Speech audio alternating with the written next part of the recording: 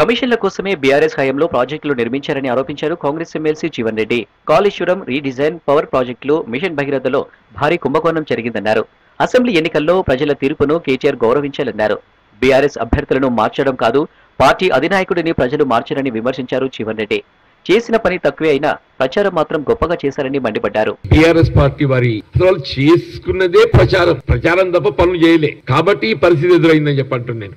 నీ కమిషన్లకు అకృతితో ఏదైతుందో ఇవాళ ఈ కాళేశ్వరం ప్రాజెక్టు రీడిజైనింగ్ అనే నెపంతో రాష్ట్రాన్ని అప్పుల ఊబిలోకి నెట్టడం జరిగింది. మీకు రామగుండంలో, కొత్తగూడెంలో బొగ్గు అవైలబిలిటీ ఉంటే యాదాద్రిలో ఏముందని చెప్పాక పవర్ ప్రాజెక్టే నెలకొల్పదలిచి చెప్పు నాకు. ఆ ప్రతిపక్ష స్థానం అన్న నిలబెట్టుకోవాలంటే ఇప్పటికైనా కానీ వాస్తవాలకు అనుగుణంగా నిర్మాణాత్మకంగా వ్యవహరించున్నాయన అంటూ నిర్మాణాత్మకంగా వ్యవహరించు. ఆ కుటుంబ పాలకులు బయటగా రాలేకపోతున్నావు. కాంగ్రెస్ డిఎన్ఏలోనే హిందుత్వం ఉందన్నారు PCC vice president Mallu Ravi. Rajiv Gandhi హయాంలోనే అయోధ్యలో రామాలయానికి ఫౌండేషన్ వేశారని చెప్పారు. మతం పేరుతో కిషన్ రెడ్డి రాజకీయాలు చేస్తున్నారని మండిపడ్డారు. సెక్యులరిజం అంటే ఒక మతాన్ని కాదు, అన్ని మతాలను గౌరవించాలన్నారు.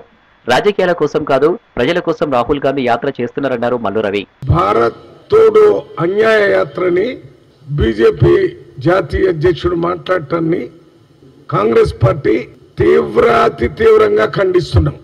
పార్టీలకు అతీతంగా లేక ఇతర పార్టీలు బీజేపీ, సిపిఐ, సిపి మీద కానీ ఆరోపణలు చేస్తూ నడిచినటువంటి యాత్ర కాదు. స్వేచ్ఛగా మాట్లాడేటటువంటి అవకాశం లేదు, స్వేచ్ఛగా బ్రతికే అవకాశం లేదు.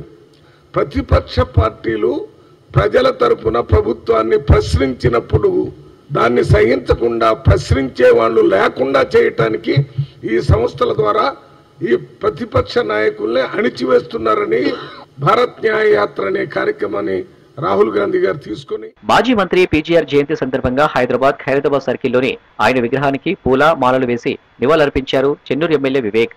నిరుపేదలు, కార్మికుల హక్కుల కోసం పీజీఆర్ పోరాటాలు చేశారని చెప్పారు.